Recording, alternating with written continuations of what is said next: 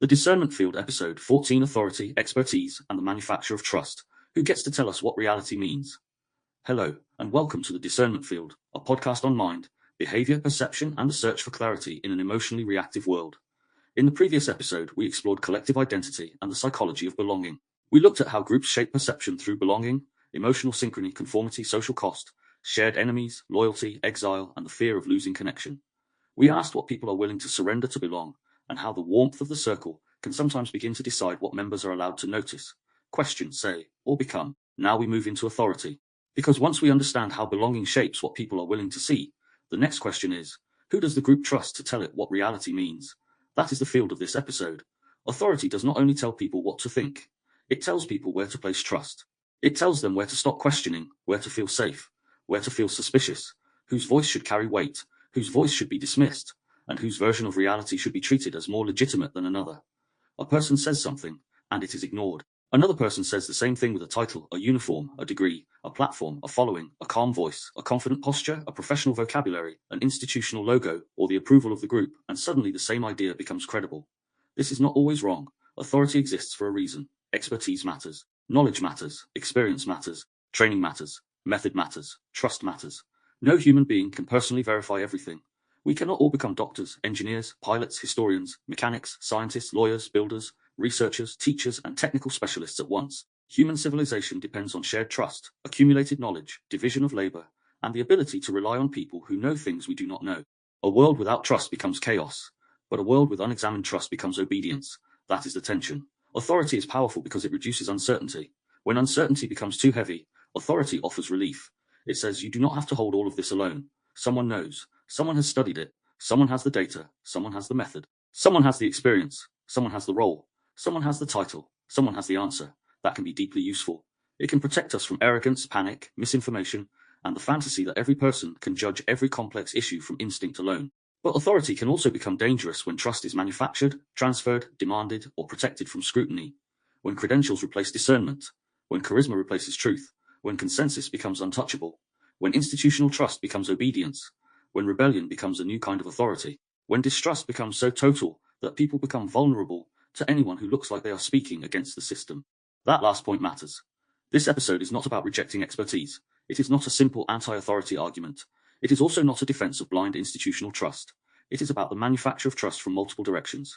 Official authority can fail. Experts can be wrong. Institutions can protect themselves. Incentives can distort research, policy, media, and public communication. Consensus can lag behind emerging evidence.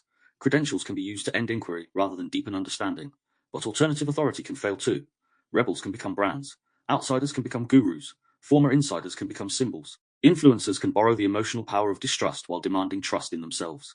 A person can say, "Do not trust the experts," and then quietly become the expert. Their audience is no longer allowed to question. Distrust does not eliminate authority. It often relocates it. So in this episode, the question is not simply, do I trust authority or reject authority? That is too crude. The question is deeper. Who am I trusting here and why? Is trust being earned, borrowed, performed, or demanded? What credentials are being used? What charisma is being felt? What institution is legitimizing this voice? What group identity shapes my trust? What does this authority help me understand? What does this authority ask me not to question? Does this person or institution increase my agency or ask me to surrender perception? Authority becomes healthy when it helps us understand reality more clearly. It becomes unhealthy when it asks us to outsource reality entirely. A good authority teaches you how to see more. A controlling authority asks you to stop seeing for yourself. That distinction will guide this episode. Because trust is necessary, but trust must remain awake. Part 1. Why authority exists, trust, specialization, and the limits of individual knowledge to examine authority clearly. We first need to understand why authority exists at all. Authority is not simply a social trick. It is not only domination. It is not only hierarchy. It is not only manipulation. Authority emerges because individual perception has limits. No person can know everything directly. No person can verify every bridge, every medicine, every historical claim, every scientific paper, every legal procedure, every mechanical system, every safety standard, every technical process, every translation, every diagnosis, every aircraft, every electrical system, every economic model, every environmental assessment, every piece of evidence, every specialized field. Life depends on trust. When you cross a bridge, you trust engineers, inspectors, builders, and the systems that hold them accountable. When you take a flight, you trust pilots, air traffic controllers, mechanics, manufacturers, and safety protocols. When you visit a doctor, you trust medical training, accumulated research, diagnostic reasoning, and professional standards.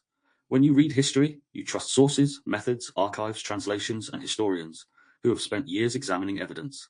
When you enter a classroom, you trust that the teacher knows more about the subject than the beginner. When you buy food, use transport, enter a building, take advice, or follow a map, you are participating in networks of trust. This is not a weakness. It is civilization. Authority exists because knowledge is distributed. Some people have deeper training in specific areas. Some have more experience. Some have access to methods, tools, and evidence that others do not. Some have spent decades developing pattern recognition in a field that a newcomer cannot acquire in an afternoon. Some roles require responsibility because the cost of error is high. A surgeon and a person who has watched a few videos are not equal authorities on surgery. A structural engineer and an untrained observer are not equal authorities on bridge safety. A qualified electrician and someone guessing from instinct are not equal authorities on wiring. A historian who can interpret primary sources and a person repeating a meme are not equal authorities on a complex historical event.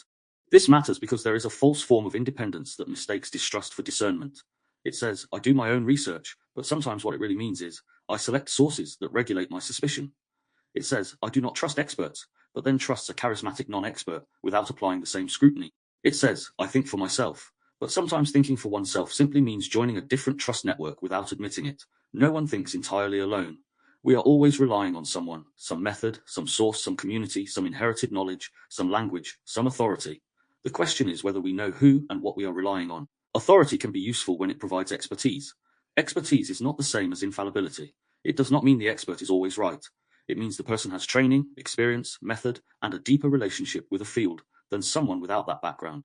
Expertise gives more reliable starting points, better questions, awareness of previous errors, knowledge of complexity, and the ability to recognize patterns invisible to beginners. Authority can provide experience. An elder, practitioner, witness, craftsperson, parent, therapist, former insider, community worker, or long-term observer may hold knowledge that is not purely academic. They may know through practice, repetition, survival, memory, or lived contact with a field. Not all authority is institutional. Some authority is embodied. Authority can provide technical knowledge. There are domains where precision matters. Medicine, engineering, law, aviation, pharmacology, data science, architecture, psychology, mechanics, safeguarding, finance, and research methods all contain specialized knowledge. It is dangerous when people treat technical complexity as though it can be solved by confidence, intuition, or ideological preference. Authority can provide safety. A person who knows what they are doing can prevent harm. A skilled guide can help someone cross dangerous terrain. A qualified professional can notice risk.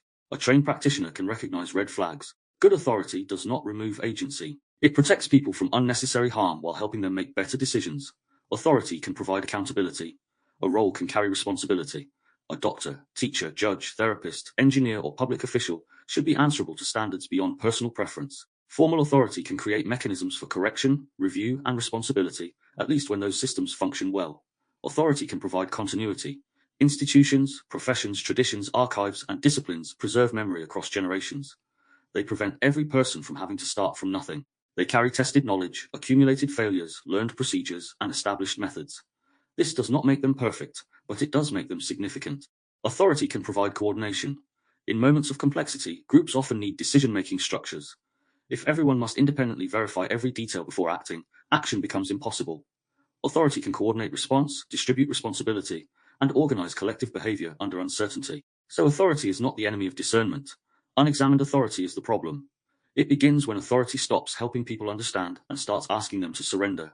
When a title becomes a substitute for explanation. When a credential becomes a shield against questioning. When an institution treats trust as an entitlement rather than a responsibility. When an expert speaks outside their field but carries the same status. When authority is used to manage perception rather than clarify reality. When people are told that asking questions proves they are ignorant, dangerous, selfish, or disloyal, trust must remain alive enough to ask questions. That does not mean every question is equally informed. Some questions are lazy. Some are bad faith. Some are built on misunderstanding. Some are designed to harass rather than clarify. But a trustworthy authority can distinguish between hostile denial and honest inquiry. It can explain why something is known, how it is known, what remains uncertain, what evidence would change the position, and what limitations exist. Good authority does not need to make itself sacred. It can tolerate scrutiny because scrutiny is part of trust. A good doctor can explain reasoning in accessible terms. A good teacher helps students understand, not merely repeat. A good researcher welcomes method-based challenge. A good leader clarifies trade-offs rather than pretending there are none. A good institution admits uncertainty where uncertainty exists. A good expert knows the boundary of their expertise. A good elder offers wisdom without demanding obedience. The unhealthy authority does the opposite.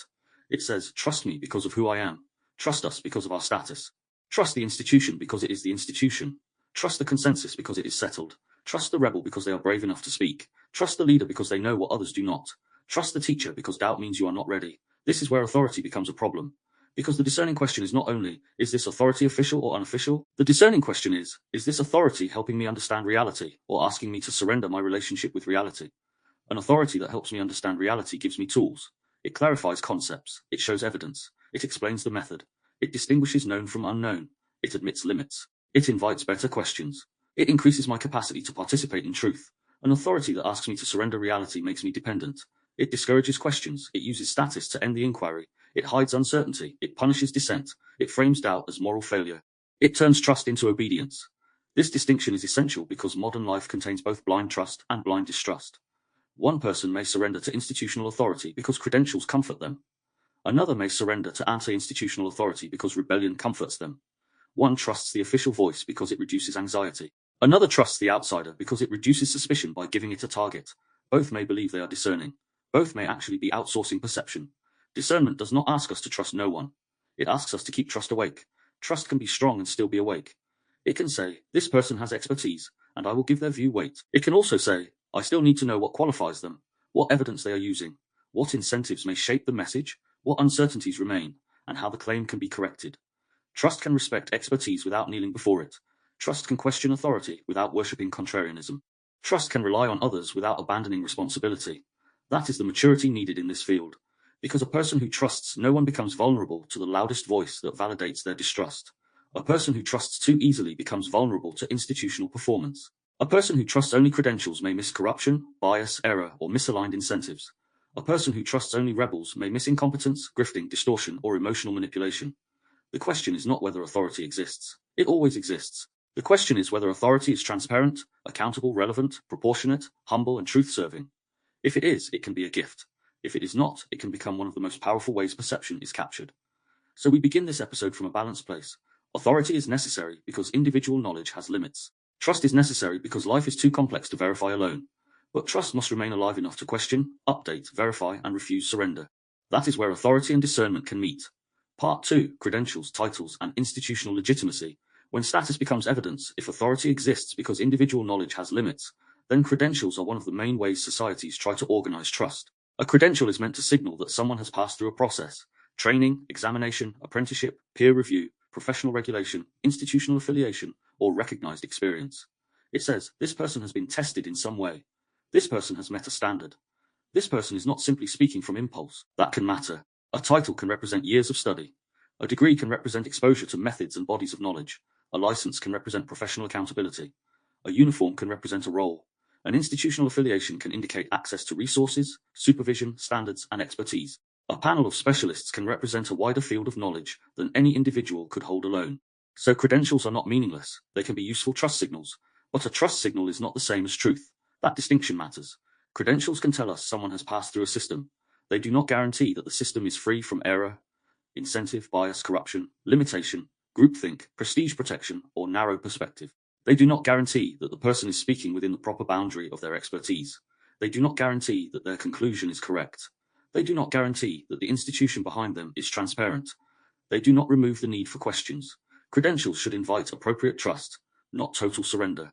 That is the heart of this section. In modern life, formal authority often arrives dressed in signals: doctor, professor, official, scientist, therapist, researcher, journalist, senior advisor, policy lead, consultant, certified practitioner, founder, director, analyst, fellow, investigator, specialist. These words have weight because they indicate position. They tell the audience, this person has standing. They create a shortcut. Instead of examining the entire claim, we may begin by trusting the status of the speaker. Sometimes that shortcut is reasonable. If I am listening to a structural engineer speaking about bridge design, their qualification matters. If I am listening to a surgeon speaking about a procedure they perform, their expertise matters. If I am listening to a historian discussing archives they have spent years studying, their training matters. It would be arrogant to pretend that a casual opinion automatically carries the same weight as a disciplined study. But the problem begins when status becomes evidence, when the title itself is treated as proof, when the audience is expected to accept the conclusion because of who is speaking rather than because the claim has been explained, evidenced, contextualized, and made accountable to scrutiny. That is where institutional legitimacy can become a substitute for understanding. A person may say, experts agree, and that may be meaningful.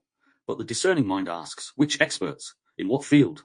Speaking of what specific question? Based on what evidence? With what level of certainty? Under what institutional incentives? Are there dissenting specialists? Are those dissenters credible or fringe? What is the method? What are the limitations? Has the claim changed over time? What would update it?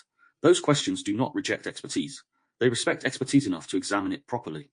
Because expertise is not a magic substance that covers every claim a person makes. A doctor may have genuine authority in one area and little authority in another. A professor may be deeply knowledgeable within their discipline and speculative outside it.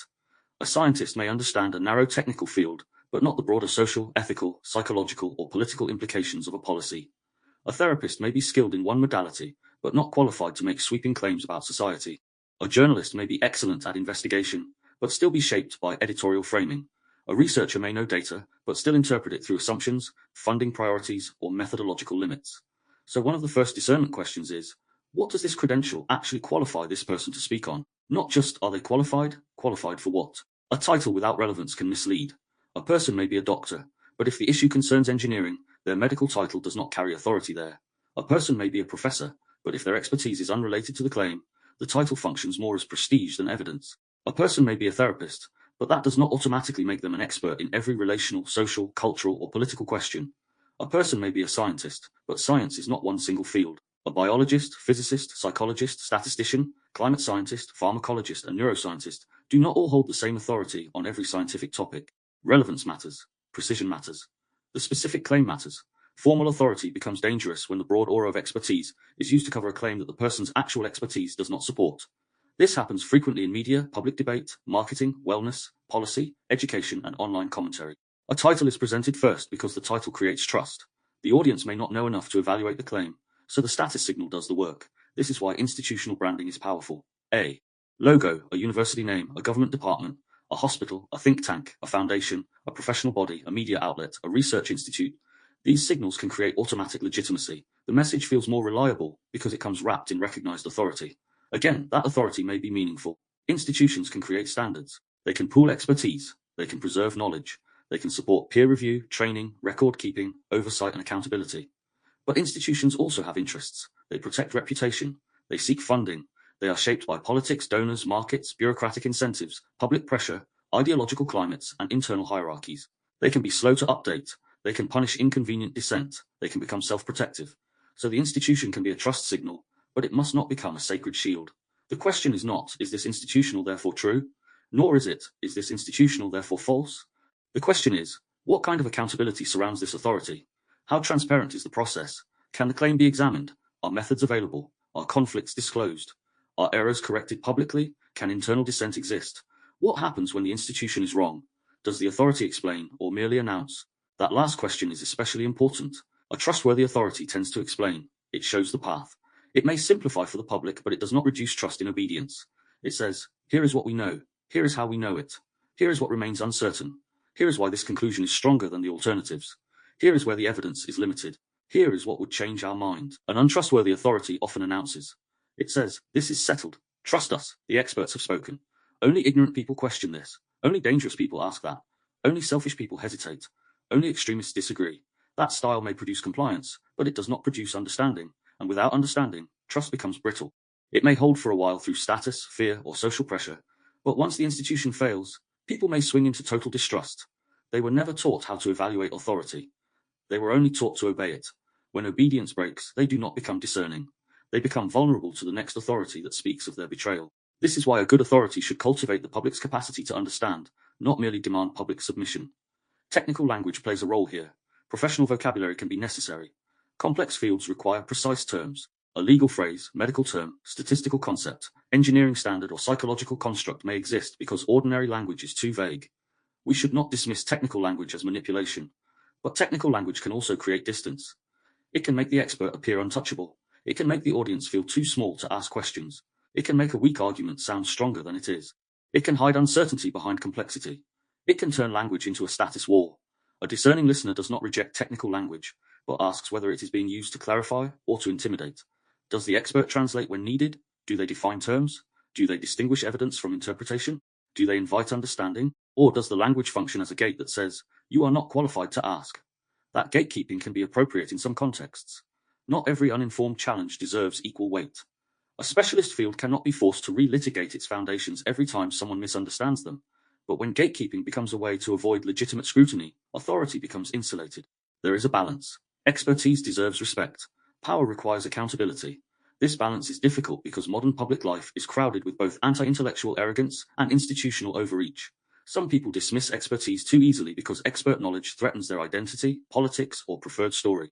Others worship expertise too easily because expert status reduces uncertainty and gives them a clean position. Discernment must avoid both.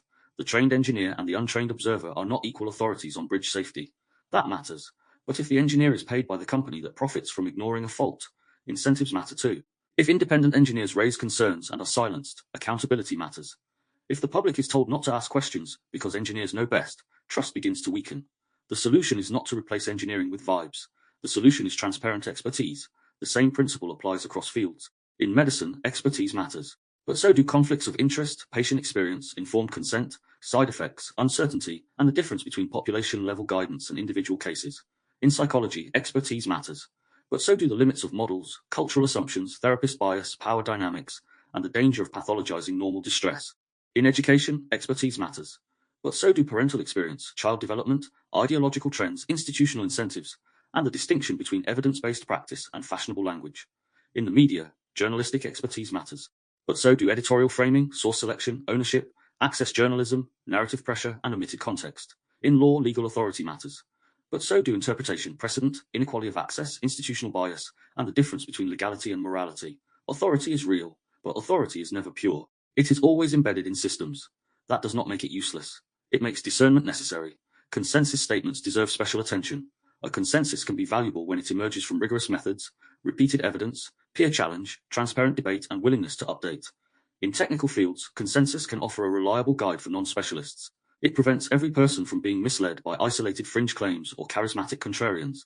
But consensus can also be used rhetorically to end inquiry. There is consensus can become a wall around thought rather than a summary of evidence. The public may not be told what the consensus covers, what it does not cover, how strong it is, what uncertainties remain, what dissent exists, or whether dissent has been fairly examined. A consensus on one question may be treated as a consensus on a wider question. For example, experts may agree on a technical fact, but that does not automatically settle the policy response. A technical conclusion may inform ethics, but it does not replace ethics. Data may reveal risk, but deciding what trade-offs are acceptable requires broader judgment. A medical finding may show effectiveness under certain conditions, but public trust also depends on communication, transparency, consent, and proportionality. Credentials can speak to evidence. They cannot replace moral and social discernment. This is where public communication often becomes strained. Authorities may present a complex issue as simple because they fear public confusion. They may suppress uncertainty because they fear panic. They may overstate consensus because they want compliance. They may treat questions as dangerous because they fear misinformation. But this can backfire. When uncertainty later becomes visible, people feel misled. When questions are shamed, people feel controlled. When authorities revise claims without acknowledging earlier overconfidence, trust deteriorates. Trust is damaged not only by error. Trust is damaged by pretending error is impossible. A credible authority should be able to say, we were wrong, or the evidence has changed, or we overstated certainty, or we did not communicate the limits clearly enough. This kind of humility strengthens trust in the long run, but authority systems often resist it because admission threatens status. That is where status becomes the problem. Status wants to remain above correction. Truth must remain open to correction. If authority is more loyal to status than truth, it will eventually manufacture legitimacy instead of earning it. This can happen through expert panels where members appear neutral but have hidden incentives. It can happen through advisory boards that carry prestige but lack genuine independence. It can happen through reports designed to appear objective while selecting evidence to support a pre-decided position. It can happen through institutional language that presents policy preference as scientific necessity. It can happen through public campaigns where the presence of experts is used as emotional reassurance rather than as a transparent explanation. The public sees the title, the white coat, the logo, the chart, the official voice, and the confident statement. Trust forms before understanding. That is manufactured legitimacy, not always malicious. Sometimes it arises from bureaucratic habits, communication strategy, public relations, or the belief that the public cannot handle complexity. But the effect is still dangerous. It trains people to respond to authority signals rather than evidence, method, relevance, and accountability, and then the opposite field responds. People who sense this manipulation may reject the entire structure. They may say, the credentials mean nothing. The institutions are all corrupt. The experts are bought. The official story is always false. This reaction is understandable when trust has been abused, but if it becomes total, it creates another problem. It leaves people vulnerable to counterfeit authority that uses anti-status status. The rebel with no credentials becomes trusted because they reject credentials. The outsider becomes credible because they are outside. The former insider becomes sacred because they appear to confirm betrayal. The independent researcher becomes unquestionable because they are not part of the system. The same mechanism returns through inversion. Status still becomes evidence, only now the status is anti-institutional. That is why discernment cannot stop at formal credentials. It must examine all trust signals, including rebellious ones. But in this part, the focus remains on formal authority, credentials, titles, and institutional legitimacy. So let us return to the practical questions. What does this credential qualify this person to speak on? Is their expertise relevant to the specific claim? Are they explaining or using status to end the inquiry? What accountability surrounds this authority? What incentives may shape the message? Can the claim be checked? Are uncertainties acknowledged? Does the authority update when evidence changes? How do they treat informed dissent? Do they make me more capable of understanding or more dependent on their status? These questions help us avoid two traps: blind trust and blind dismissal. Blind trust says they have the title, so they must be right. Blind dismissal says they have the title, so they must be corrupt. Discernment says the title matters, but it is not enough. Let me examine relevance, method, evidence, incentive, transparency, and accountability. This is the mature position. It is not as emotionally satisfying as certainty. It does not let us kneel before authority, and it does not let us feel superior for rejecting it. It asks us to remain engaged with complexity, and that is difficult, but necessary. Because in a world flooded with claims, titles will continue to matter. People will continue to use credentials to build trust. Institutions will continue to shape legitimacy. Experts will continue to speak into public life, and audiences will continue to need guidance. The question is whether we become passive recipients of authority signals, or active participants in discerning what those signals actually mean. A title can open the door to trust. It should not close the door to thought. Part 3: Charismatic Authority. When confidence feels like truth, if credentials and titles show us how formal authority is created, charismatic authority shows us something more immediate: the way a person can feel trustworthy before we have examined whether they are. Charisma does not always look theatrical. It is not always loud. It is not always dramatic. Sometimes charisma is intensity. Sometimes it is calmness. Sometimes it is beauty. Sometimes it is confidence. Sometimes it is a moral conviction. Sometimes it is a voice that seems certain when everyone else feels confused. Sometimes it is emotional precision, the ability to say what a group already feels but cannot yet articulate. Sometimes it is spiritual presence, humor, confidence under pressure, storytelling ability, vulnerability, rebellion, or the appearance of being unafraid. Charismatic authority works because human beings do not only evaluate claims intellectually. We feel the person delivering them. A confident voice can reduce uncertainty. A calm presence can regulate fear. A fluent explanation can make complexity feel solved. A powerful story can feel emotionally true. A person who appears brave can become trusted because they seem willing to say what others will not. A person who speaks with certainty in the midst of confusion can become a psychological anchor. This is why confidence can feel like truth. Not because it is the truth, but because confidence changes the state of the listener. It settles something. It organizes anxiety. It gives the nervous system a place to rest. When the field is chaotic, the person who appears certain can become more compelling than the person who is accurate but careful. This is one of the great vulnerabilities of public perception. Truth often has to speak with humility. Performance can speak with certainty. The person who knows a subject deeply may say, "It depends. The evidence is mixed. There are limitations. We need more context. This is the strongest conclusion for now. There are trade-offs. Here is what we know, and here is what remains uncertain." But the charismatic simplifier may say, "This is what is really happening. They do not want you to know this. The answer is obvious. Anyone who cannot see this is asleep. I have connected the dots. I am telling you the truth others are afraid to say."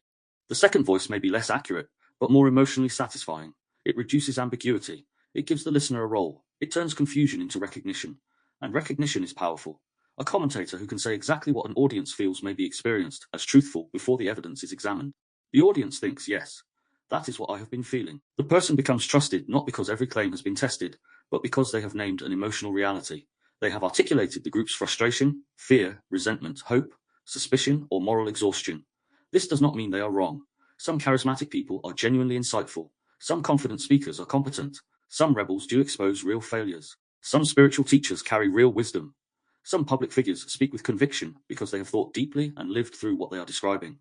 Charisma is not automatically manipulation, but charisma should not replace evidence, accountability, humility, or reality testing. That is the key. A gifted communicator can open perception. A manipulative communicator can capture it. Both may feel powerful. So the discerning question is not, are they charismatic? The question is, what is their charisma doing to my capacity to think? Does it make me more awake or more dependent? Does it help me understand, or only help me feel certain? Does it invite questions or create devotion? Does it clarify complexity or flatten it into emotional satisfaction? Does it increase my agency or make me rely on their interpretation? Charismatic authority often becomes strongest when institutions lose trust. When official explanations feel cold, evasive, technical, patronizing, or disconnected from lived experience, the charismatic figure appears more human. They speak plainly, they tell stories, they show emotion, they name the distrust people already feel.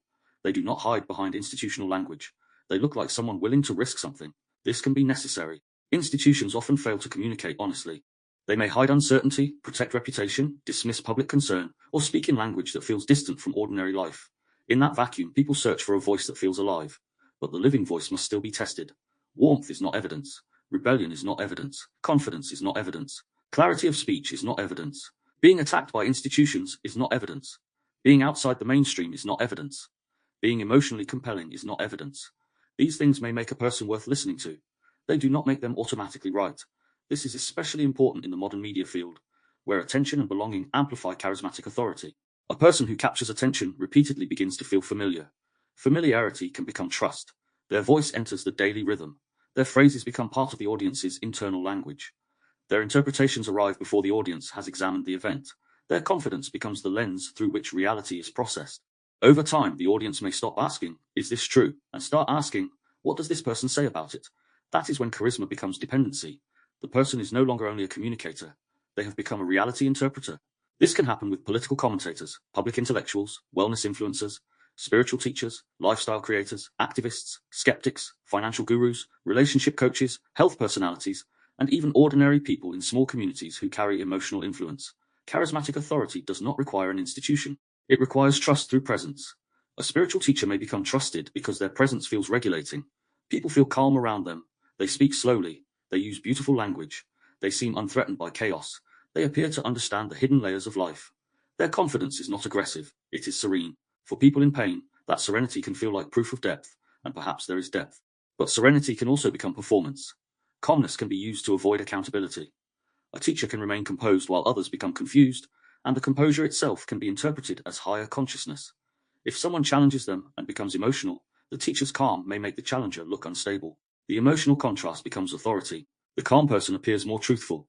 But calmness is not always the truth. Sometimes calmness is regulation. Sometimes it is wisdom. Sometimes it is dissociation. Sometimes it is practice control. Sometimes it is status. Sometimes it is a tactic. Discernment asks how the person responds when their authority is genuinely questioned. Do they become more transparent? Do they explain? Do they listen? Do they admit limits? Or do they interpret the challenger, shame the doubt, spiritualize the conflict, and use their calmness to remain above accountability? That is the test. A public figure may become trusted because they speak with moral fire. They appear unafraid. They call out hypocrisy. They name corruption. They say what others avoid. Their intensity feels courageous. Their anger feels like moral clarity, and sometimes anger is appropriate.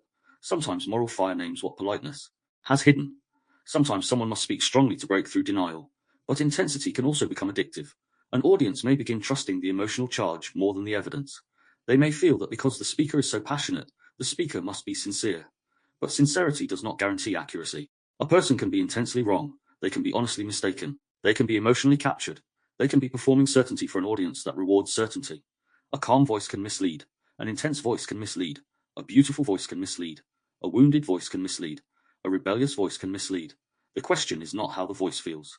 The question is whether the voice remains accountable to truth. Charismatic authority can also come from vulnerability. Someone tells a personal story of suffering, betrayal, awakening, survival, or revelation. Their story moves people. The audience feels connected to them. The person appears authentic. Their pain becomes credibility. Personal testimony matters. Lived experience can reveal realities that detached analysis misses. People who have lived through harm may see patterns that outsiders cannot. Witness testimony can be morally and socially important. But vulnerability can also become authority beyond its rightful scope. A person's suffering may give them authority over their experience, but not automatic authority over every explanation, policy, diagnosis, theory, or group judgment that follows from it. Their pain may be real, but their interpretation still needs discernment. This is a delicate point. We should not dismiss lived experience. We should not turn suffering people into data points. But we also should not make suffering immune to examination. A person can tell the truth about what happened to them and still be wrong about the wider meaning. They can carry real pain and still distort another person's motives. They can have survived manipulation and still become manipulative. They can have been harmed by authority and still become an authority others are afraid to question. Vulnerability can humanize. It should not automatically canonize. Charismatic authority also appears through simplicity. A person who can make a complicated issue feel simple becomes attractive. Here is the real reason. It all comes down to this: follow the money. It is all trauma. It is all power. It is all conditioning. It is all biology. It is all ideology. It is all spiritual warfare. It is all the nervous system. It is all control. Sometimes a simplifying lens is useful. A good framework can reveal patterns. But if one lens explains everything, it may begin to capture reality. The charismatic simplifier gives the audience a key that seems to unlock every door. That feels empowering. But if every door is forced open with the same key, reality becomes distorted. A strong framework should deepen perception, not replace it. This is why charismatic authority must be examined by its relationship to complexity. Does the person allow reality to remain complex where necessary? Can they hold uncertainty? Can they distinguish between strong evidence, reasonable inference, speculation, and intuition? Can they say, "I do not know"? Can they correct themselves? Can they admit when their framework does not apply? Or does everything confirm the same story? If every event proves their worldview, charisma has likely become captured. The confident speaker may also gain authority by opposing a distrusted authority. This is the rebel charisma. The person appears brave because they stand against the mainstream, the institution, the elite, the consensus, the establishment, the crowd, the dominant culture, or the approved narrative. Audiences often trust the rebel because rebellion feels costly. They must be telling the truth, because why else would they risk speaking? Sometimes that is valid. Some people do take real risks to speak the truth. Whistleblowers, dissidents, independent researchers, and principled critics can be essential. But opposition alone does not prove accuracy. A person can oppose a flawed system and still make false claims. They can be right about institutional failure and wrong about the alternative. They can be courageous and still biased. They can be censored in one context and still manipulative in another. The rebel can become a brand. The outsider can become a status. The anti-authority figure can become an authority. This is why distrust must not be allowed to replace discernment. If someone becomes trusted because they say, "Do not trust anyone else," the audience may be entering a new dependency. A healthy authority increases the listener's capacity. They explain methods. They show evidence. They encourage independent thought. They acknowledge uncertainty. They tell people where to check. They do not need the audience to remain dependent on them as the sole interpreter. An unhealthy charismatic authority increases dependence. They make themselves central. They imply that only they can interpret reality properly. They encourage distrust of all outside sources while asking for trust in themselves. They present correction as an attack. They treat former followers as bitter, compromised, asleep, jealous, unhealed, or corrupted.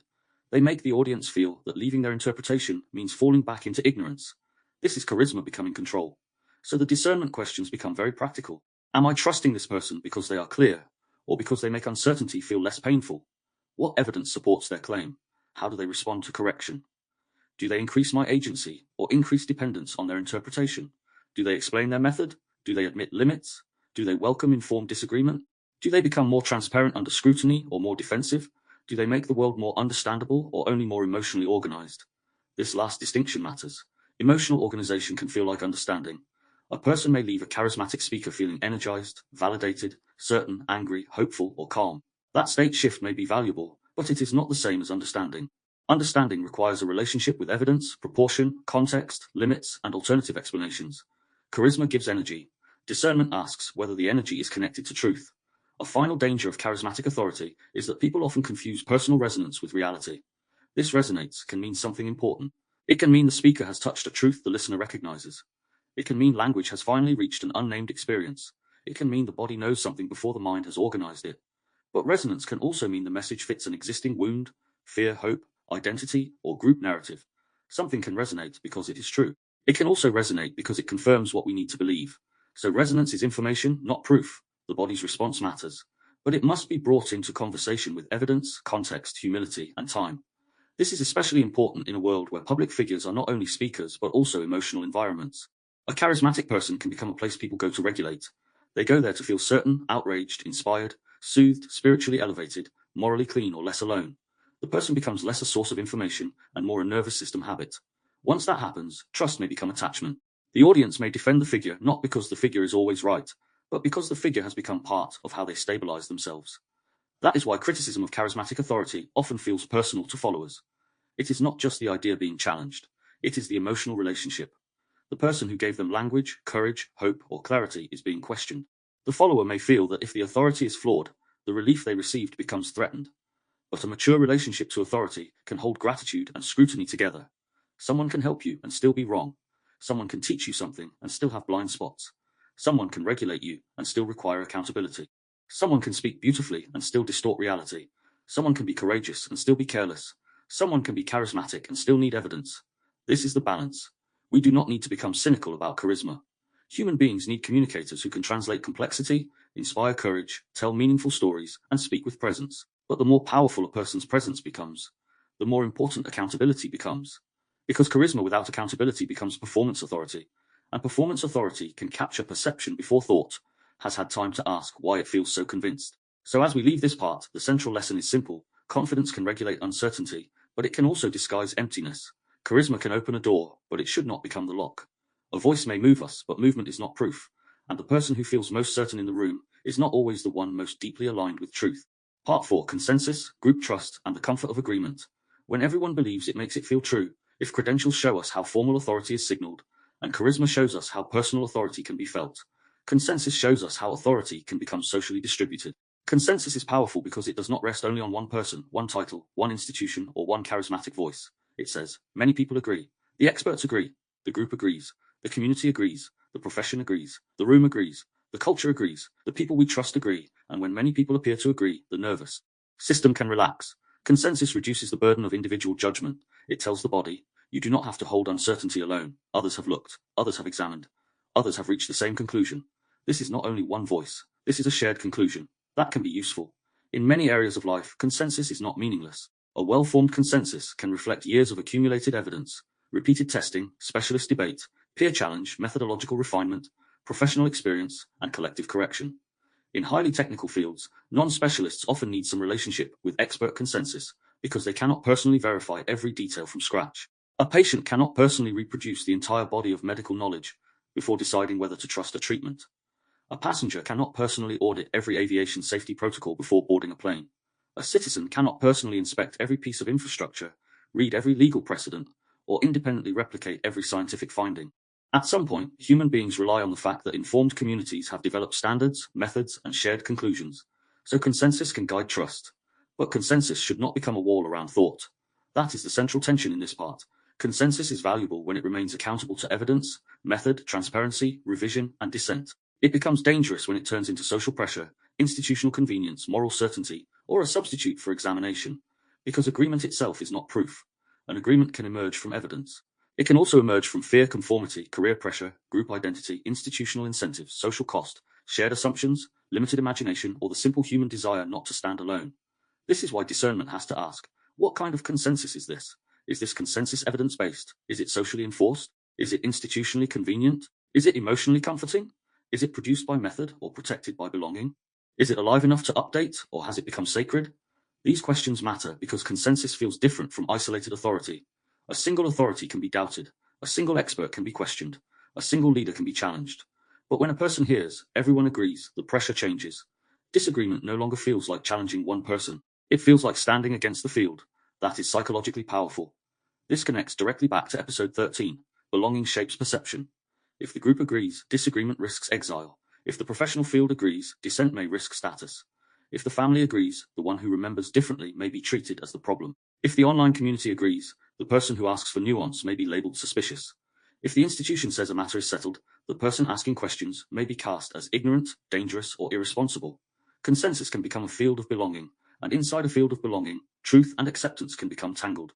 A person may ask themselves, do I disagree because I see something real, or because I am being difficult? They may wonder, if so many people agree, who am I to question it? Sometimes that humility is appropriate, sometimes it protects us from arrogance, but sometimes it silences a necessary doubt. The difficulty is that both things can be true. Sometimes the individual dissenting voice is wrong. Sometimes they lack context, misread evidence, misunderstand methodology, or overestimate their own knowledge. Sometimes the consensus exists because the field has really tested the question. In those cases, rejecting consensus may not be bravery, it may be arrogance. But sometimes consensus is incomplete. Sometimes it is premature. Sometimes it is shaped by incentives. Sometimes dissenters were dismissed before their arguments were properly examined. Sometimes an entire group shares the same blind spot because they share the same training, funding structures, ideological assumptions, career pressures, or institutional loyalties.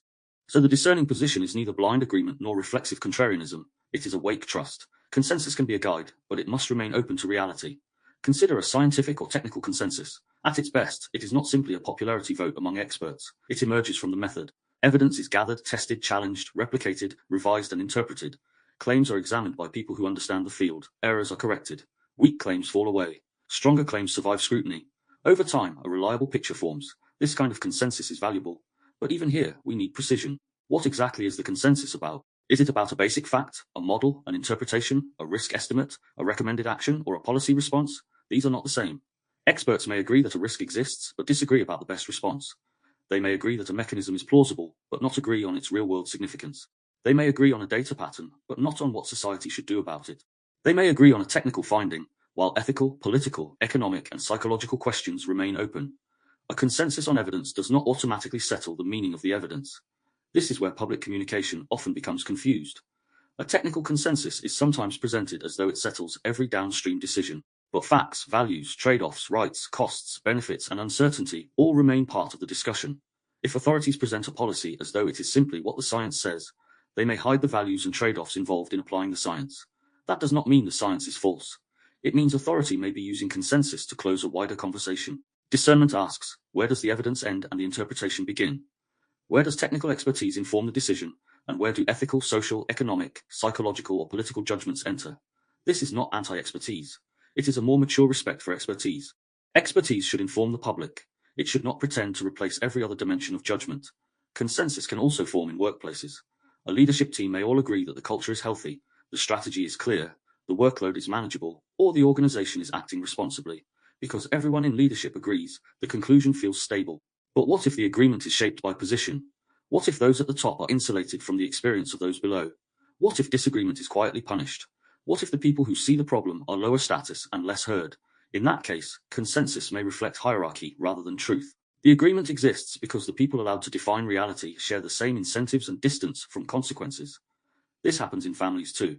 A family may have consensus around what really happened. Everyone agrees that one person is too sensitive, one person is dramatic, one person caused the problem, one parent did their best, one sibling is selfish, one wound is exaggerated, and one event should not be discussed. Because the family agrees, the isolated person begins to doubt their own perception.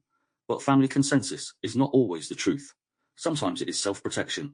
Sometimes everyone agrees because agreement protects the image of the family. Sometimes the person who remembers differently is carrying the truth the group cannot afford to hold. Consensus can be a defense mechanism. In spiritual or ideological groups, consensus can form around a leader, doctrine, method, or interpretation. Everyone agrees the teacher is wise. Everyone agrees the method works. Everyone agrees that doubt is resistance. Everyone agrees that criticism is projection.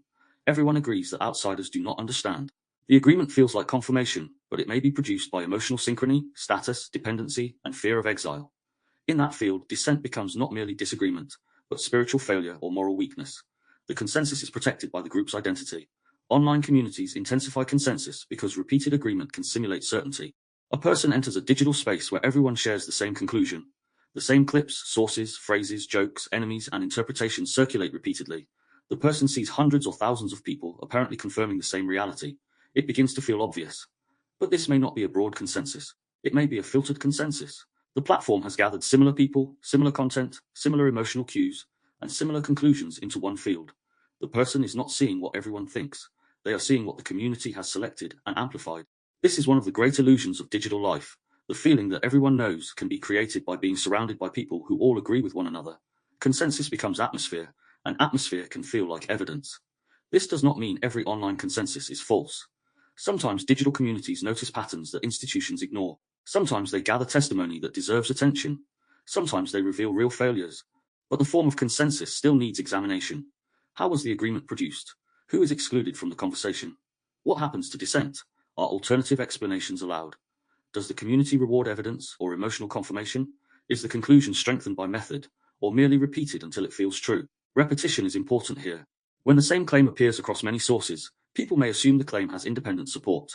But sometimes those sources are all drawing from the same original claim, the same network, the same report, the same talking point, or the same narrative frame.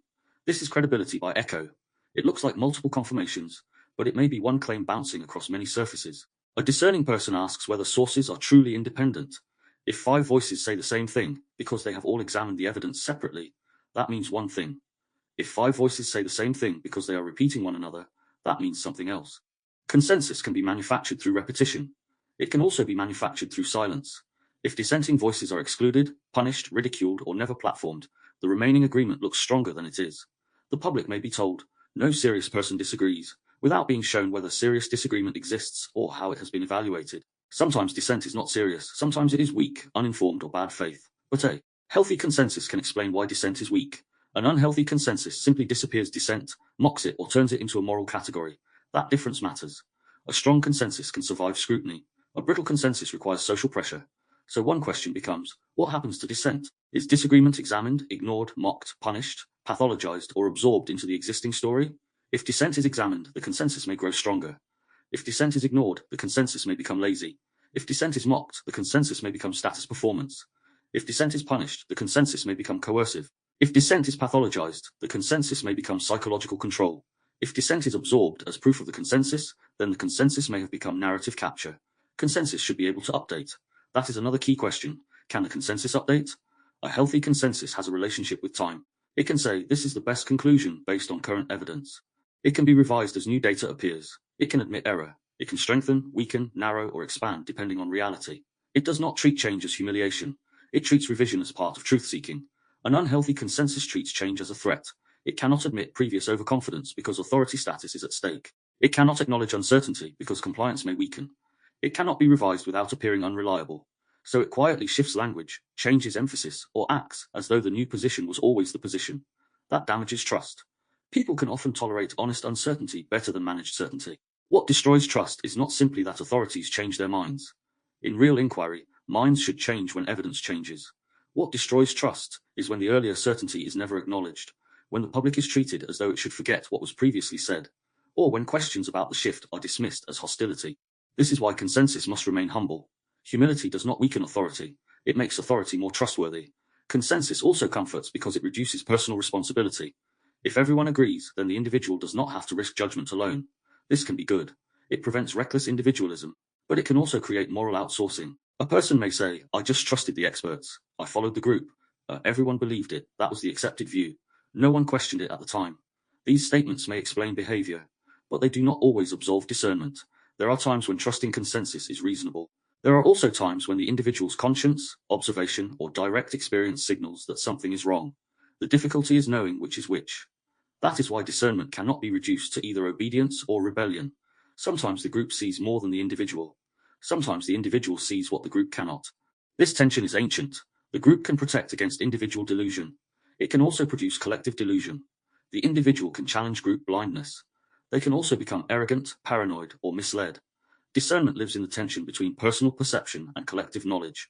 This is why the mature question is not, do I agree with the consensus? It is, how is this consensus formed, maintained, challenged, and updated? A consensus that is formed through transparent evidence, maintained through an open method, challenged by serious critique, and updated through reality is very different from a consensus formed through social pressure, maintained through ridicule, protected by status, and frozen by institutional fear. The word consensus covers both. Discernment distinguishes them. Group trust also affects how consensus is received. People are more likely to trust consensus from groups they identify with and distrust consensus from groups they oppose. If my group trusts an institution, its consensus may feel reliable. If my group distrusts that institution, the same consensus may feel suspicious. If my group values rebellion, contrarian voices may feel more trustworthy. If my group values stability, official voices may feel more trustworthy. So when we evaluate consensus, we are also evaluating ourselves. Do I trust this because it is strong or because my group trusts it? Do I distrust this because it is weak or because my group distrusts it? Would I evaluate the same evidence differently if it came from a different side? This connects to episode 9 on status, episode 13 on belonging, and episode 11 on narrative. Consensus is never only intellectual, it is embedded in social fields. The group tells us which consensus counts and which consensus is fake. The group tells us which experts are credible and which are captured. The group tells us which dissenters are brave and which are dangerous. That does not mean the group is always wrong. It means group trust must be examined. A person may believe they are following evidence, while actually following the trust map of their community. Again, this is human. We all do it to some extent. The question is whether we can become aware enough to test it. One practical way to examine consensus is to ask, what kind of disagreement exists? Is disagreement coming from people with relevant expertise? Is it methodological, ethical, interpretive, ideological, financially motivated, politically motivated, based on lived experience, based on weak information, based on emerging evidence, based on a misunderstanding?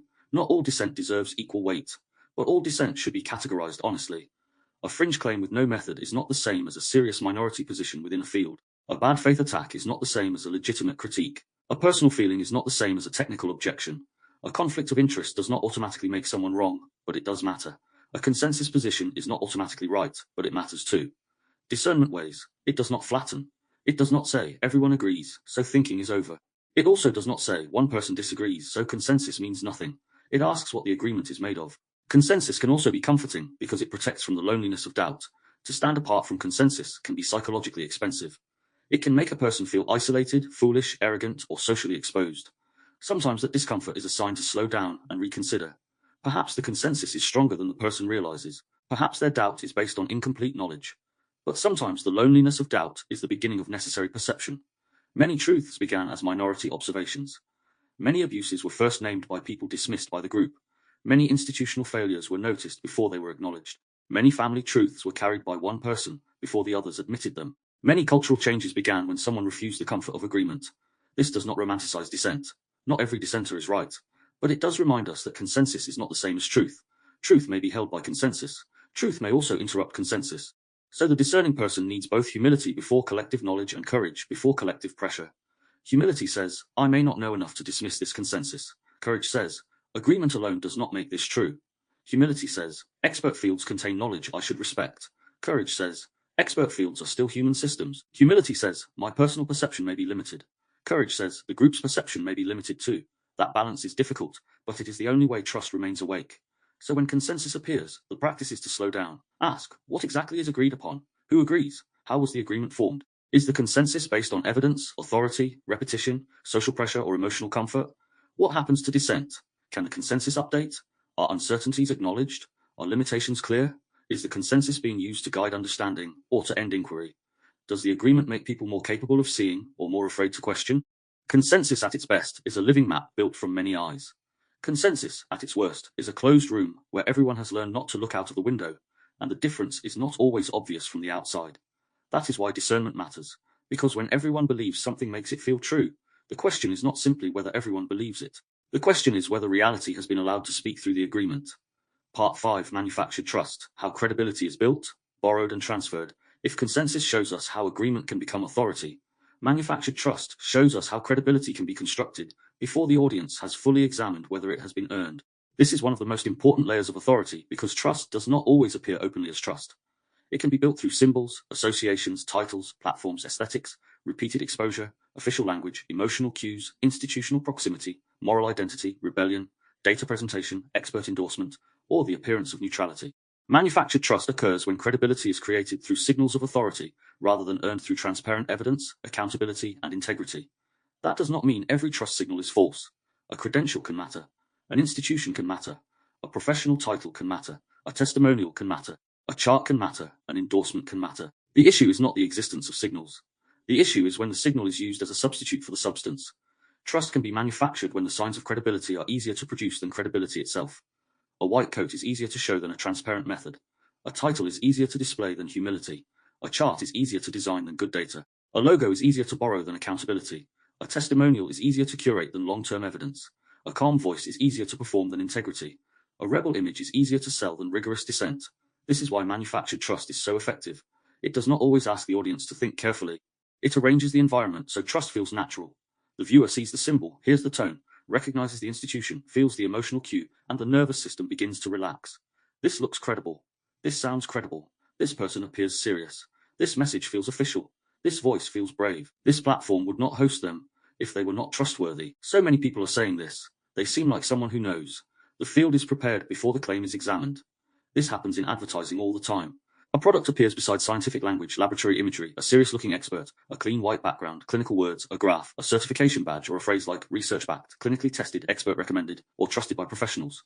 Some products may genuinely be supported by evidence. Others may be borrowing the aesthetic of evidence to create trust. The audience may not read the study. They may not ask what clinically tested means. They may not know whether the expert is independent. They may not know whether the research is strong, weak, selective, outdated, or funded by those selling the product. But the trust signal has already done its work. The same happens in policy campaigns. An official message may feature experts, statistics, institutional logos, clean design, confident language, and phrases that imply consensus. Again, the message may be accurate. It may be necessary. Public communication sometimes needs clarity. But if the campaign hides uncertainty, omits trade-offs, conceals conflicts of interest, or uses expert presence to produce obedience rather than understanding, Trust is being manufactured rather than earned. Manufactured trust often depends on borrowed legitimacy. Borrowed legitimacy means credibility is transferred from one trusted source to another. A person appears on a respected platform and becomes more credible because the platform has prestige. A brand partners with a university and borrows academic authority. A campaign uses doctors or scientists and borrows the authority of medicine or science. An influencer interviews a respected figure and becomes more trusted by association. A think tank uses formal language and institutional design to appear neutral, even if it has ideological or financial commitments. A product uses endorsements from experts whose involvement may be shallow, paid, or narrowly framed. The audience may not be consciously thinking, this institution has transferred credibility to this claim. But the effect happens. Trust moves. This is not always wrong. Association can be meaningful. If a respected institution platforms a serious researcher, that may indicate some level of credibility. If a professional body endorses guidance after a transparent review, that may matter. If a trusted person recommends a source, that may be useful as a starting point. But borrowed trust should remain a starting point, not an ending point. The question is, what exactly is being borrowed, and has it been earned in this specific case? An institution may be credible in one domain, but not another. A respected interviewer may host someone without verifying every claim. A university logo may appear on a project whose funding, framing, or communication deserves scrutiny. A public figure may endorse a product because of a contract, relationship, belief, or misunderstanding. A former insider may borrow credibility from having once been inside a system, but that does not automatically make every claim they make accurate. Borrowed legitimacy can create a trust bridge. Discernment asks whether the bridge is strong enough to cross. Manufactured trust also works through repetition. When the same message appears across multiple outlets, platforms, speakers, and formats, it begins to feel widely validated. A headline appears in one place, then another, then a clip, then a quote, then a post, then a commentator, then a short video, then a friend repeats it. The audience experiences the message as widespread, which can feel like independent confirmation. But repetition is not the same as verification. Sometimes multiple voices are repeating the same source, the same press release, the same talking point, the same study, the same rumor, the same ideological frame, or the same emotional narrative. The message appears to come from many directions, but it may have a common origin. This is credibility by echo. A claim bounces around the field until it begins to feel established. The same can happen in alternative spaces. A claim begins in one community, then gets repeated by several commentators, then becomes a meme, then appears in video titles, then becomes part of the group's language. Soon, the audience says, everyone knows this, but everyone may be repeating one another. Manufactured trust is not only official. It can be mainstream, alternative, professional, spiritual, political, commercial, activist, therapeutic, or personal. The form changes. The mechanism remains. Trust signals are arranged until the audience stops noticing they are signals. Another powerful mechanism is stage neutrality. A message appears to come from a neutral organization, independent expert, balanced panel, citizen group, educational campaign, research foundation, community initiative, or public interest body. The tone is careful. The design is non-threatening. The language is moderate. The message claims to be evidence-led, non-partisan, independent, or objective. Sometimes it genuinely is. But sometimes neutrality is performed. A panel may be selected to produce the appearance of balance, while excluding perspectives. A report may present itself as independent while being funded by interested parties. A public campaign may appear educational while serving a political or commercial goal. A media outlet may present a debate while framing one side as reasonable and the other as fringe through editing, guest selection, and tone. Neutrality is a powerful trust signal because many people are tired of conflict. They want someone calm, objective, balanced, and above the noise. If a message can look neutral, it may bypass suspicion. But neutrality should be assessed by method, not aesthetics. Does the source disclose funding? Does it show its evidence? Does it present limitations? Does it represent opposing arguments fairly? Does it correct errors? Does it separate facts from interpretation?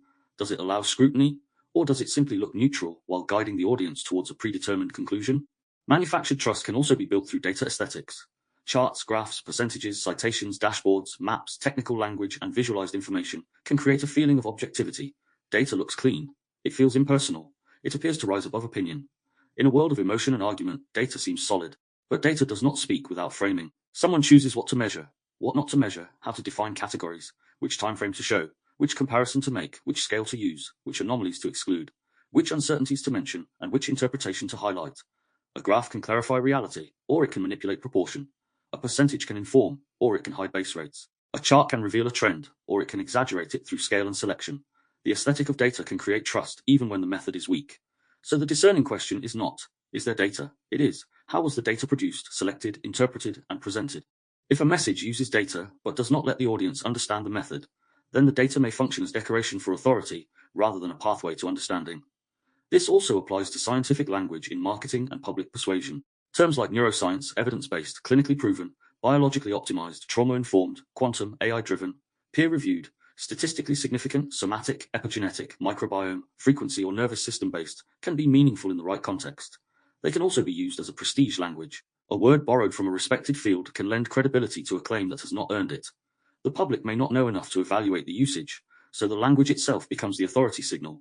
This is especially common in wellness, self-improvement, mental health, technology, education, and spiritual markets. A product, course, method, or framework may wrap itself in scientific vocabulary to create legitimacy. Some of it may be valuable. Some of it may be speculative. Some of it may be exaggerated.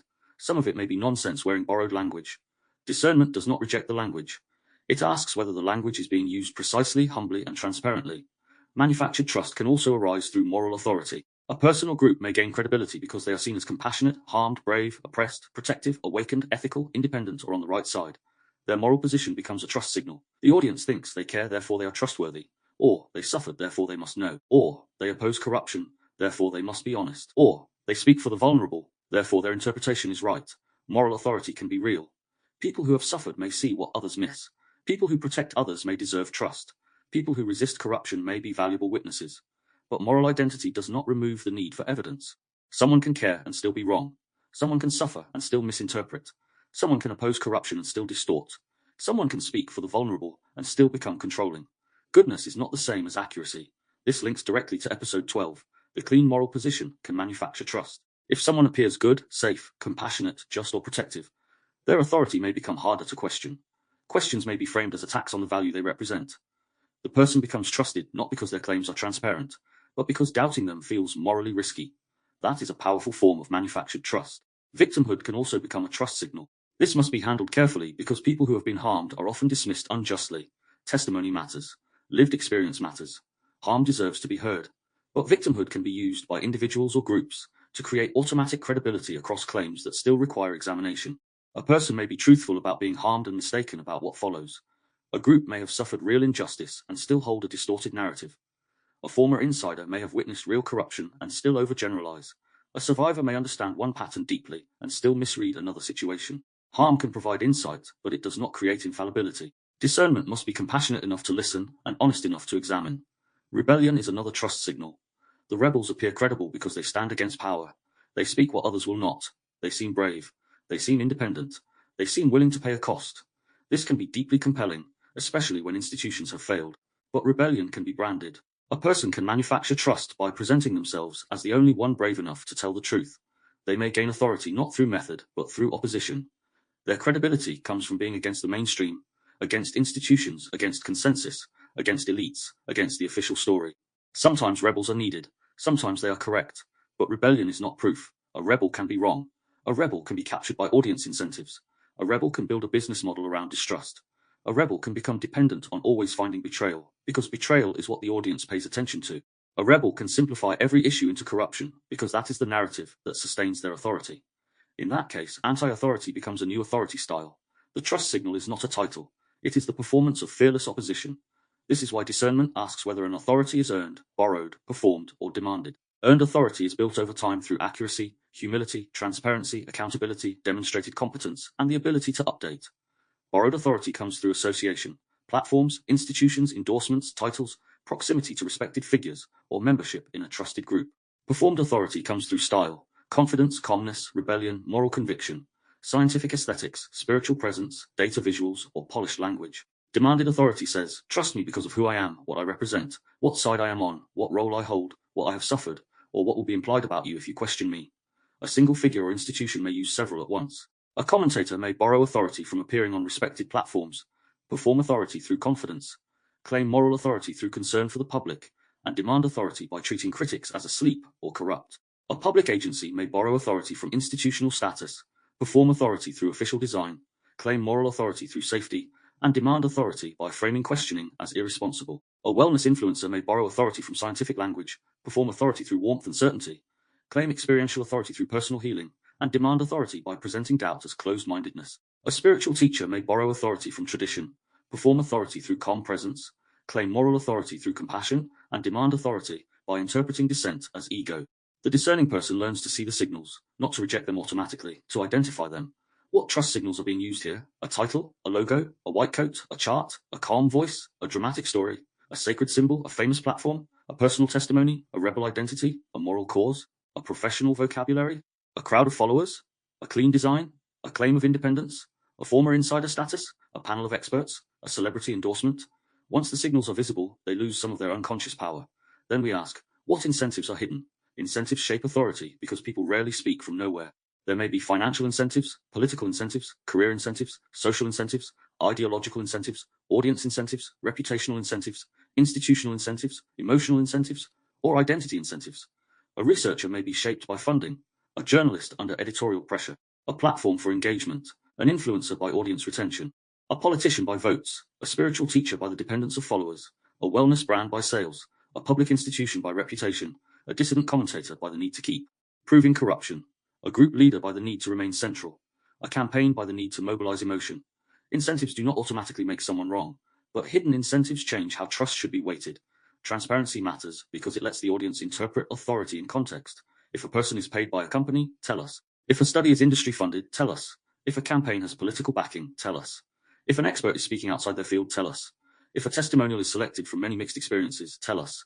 If uncertainty exists, tell us. If the method is limited, tell us. Manufactured trust thrives where transparency is missing. Trustworthy authority does not need perfect purity. It needs honest disclosure, method, accountability, and willingness to be examined. This is where we can ask, what would transparency look like? It might look like showing sources, not only conclusions, explaining methods, not only results, declaring conflicts, not hiding them, distinguishing evidence from speculation, admitting uncertainty, presenting strong opposing arguments fairly, correcting errors publicly, explaining what would change the conclusion, making data accessible where possible, clarifying who funded the work, naming limitations, avoiding inflated claims, allowing informed questions. Transparency does not mean everyone will understand everything.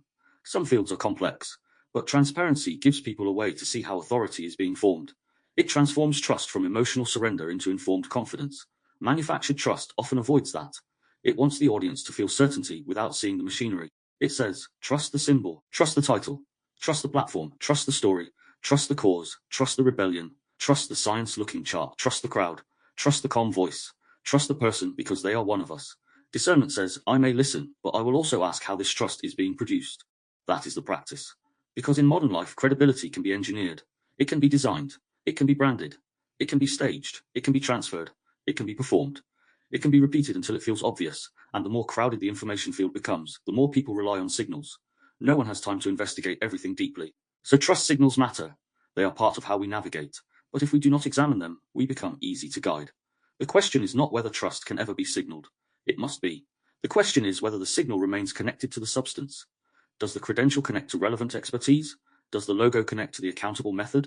Does the testimonial connect to broader evidence? Does the chart connect to good data?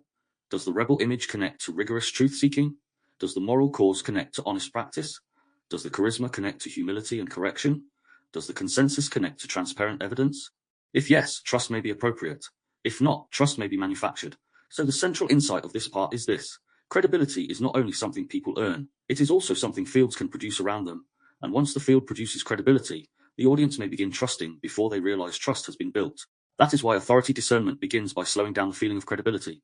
This looks credible. Why? This person feels trustworthy. Why? This message seems official. Why? This source feels brave. Why? This claim feels widely accepted. Why? This presentation feels scientific. Why? This group treats this person as an authority. Why? The question, why do I trust this, is not suspicion for its own sake. It is a respect for the seriousness of trust, because trust is one of the most valuable things we give. And in a world where trust can be manufactured, borrowed, performed, and demanded, discernment asks us to give it consciously. Part 6, Distrust, Anti-Authority, and the Rise of Alternative Experts. When rejecting one authority creates another. If manufactured trust shows us how credibility can be built through signals, symbols, associations, aesthetics, and institutional legitimacy, then distrust shows us what happens when those signals collapse. Because when trust breaks, people do not simply become free. They become vulnerable in a different way. This is one of the most important tensions in authority. When institutions fail, when experts overstate certainty, when public communication becomes patronizing, when official narratives hide uncertainty, when people feel misled, ignored, mocked, coerced, or dismissed, distrust becomes understandable. It is not irrational for people to lose faith in authority when authority has not handled trust honestly. People do not usually become skeptical from nowhere. Distrust often begins with injury. A person trusted a doctor and felt dismissed. A community trusted a public institution and later felt deceived. A family trusted a professional and felt misunderstood. A citizen trusted the media and later saw selective framing. A worker trusted leadership and watched the organization protect itself. A student trusted an expert and later realized the expert was speaking outside their field. A patient trusted a system and found incentives hidden beneath the surface. Once that happens, trust does not simply return because authority demands it. Trust has to be rebuilt, and if it is not rebuilt with honesty, transparency, humility, and accountability, people begin searching elsewhere. This is where alternative authority enters. When people lose trust in official authority, they do not stop needing authority.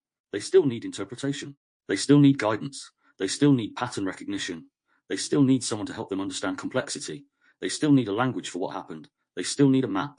So trust moves. It transfers from institutions to individuals, from experts to dissidents, from official sources to alternative platforms, from professional bodies to independent researchers, from public health authorities to wellness influencers, from mainstream journalists to commentators, from academic voices to contrarian speakers, from government statements to anonymous sources, from formal credentials to lived experience, insider testimony, rebellion, spiritual intuition, emotional resonance, or group consensus.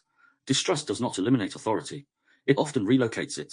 That line matters deeply, because many people think they have escaped authority, when really they have changed the kind of authority they are obeying. They may no longer trust the institution, but they may trust the rebel without question. They may no longer trust the doctor, but they may trust the wellness influencer completely.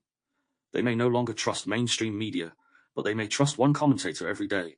They may no longer trust the government, but they may trust an anonymous channel, because it confirms their suspicion.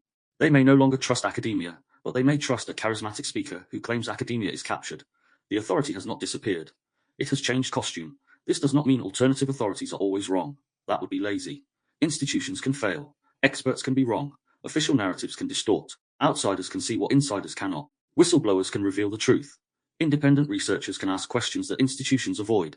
Lived experience can expose blind spots in professional systems. Dissidence can be necessary when consensus becomes protected by status. Some truths do come from outside the authorized center, but outside does not automatically mean true. Just as institutional authority should not be blindly trusted, alternative authority should not be blindly trusted either. The danger comes when rejection of one authority becomes surrender to another. Someone may say, I do not trust mainstream media, but then accept everything from a preferred commentator, because that commentator speaks in the emotional language of distrust. Someone may say, I do not trust experts, but then treat a self-taught researcher as beyond criticism. Someone may say, I do not trust the government, but then trust a former insider whose claims cannot be verified. Someone may say, I do not trust doctors, but then follow a health influencer whose confidence exceeds their evidence. Someone may say, I do not trust institutions, but then join a group where the group narrative becomes unquestionable. This is not discernment. It is displaced trust. The person has not become less dependent on authority. They have become dependent on a different authority that feels safer because it speaks against the one that betrayed them. This is especially powerful because alternative authority often enters through emotional repair. It says, you were right to feel something was wrong. You were not mad. You were being dismissed. The official story did not tell you everything. They lied to you. They called you foolish, but you were asking the right questions. You are not alone. That can be genuinely validating. When people have been patronized, that validation feels like oxygen. But validation can become a doorway into capture. If someone names your distrust accurately, you may begin trusting everything else they say. The first truth opens the gate for many untested claims. The person thinks they saw what others denied, so they must be right about the rest. But seeing one thing clearly does not mean seeing everything clearly. A commentator may be right about institutional arrogance and wrong about the evidence. A wellness figure may correctly name medical dismissal and still exaggerate cures. A dissident may expose corruption in one domain and then turn every domain into corruption. A former insider may reveal a real problem and then become attached to the identity of revelation. A spiritual teacher may speak truth about emotional numbness and then use that truth to build dependency. Discernment has to separate the valid insight from the total worldview. That is difficult because an alternative authority often creates belonging. The person is not only hearing information, they are joining a community of people who also distrust the official story. The group offers language, identity, moral status, shared enemies, and emotional synchrony. We are the ones who see. We are the ones who ask questions. We are the ones who did not fall for it. We are the ones outside the programming. This can feel empowering, but it can also create a new conformity. Inside anti-authority spaces, certain doubts may become costly. You can question the official expert, but not the preferred rebel. You can criticize mainstream media, but not the alternative media personality. You can question institutional funding, but not the financial incentives of the independent influencer. You can challenge official consensus, but not the group's counter-consensus. You can point to propaganda outside the group, but not the group's own emotional framing. This is how anti-authority becomes authority. It claims freedom from control while creating its own trust hierarchy. The symbols change. Instead of degrees, there may be insider status.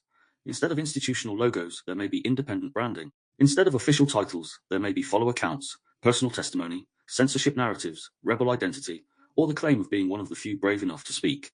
These are trust signals too. Being banned can become a credential. Being controversial can become a credential. Being attacked by institutions can become a credential. Being called dangerous can become a credential. Being outside the mainstream can become a credential. But none of those things automatically proves truth.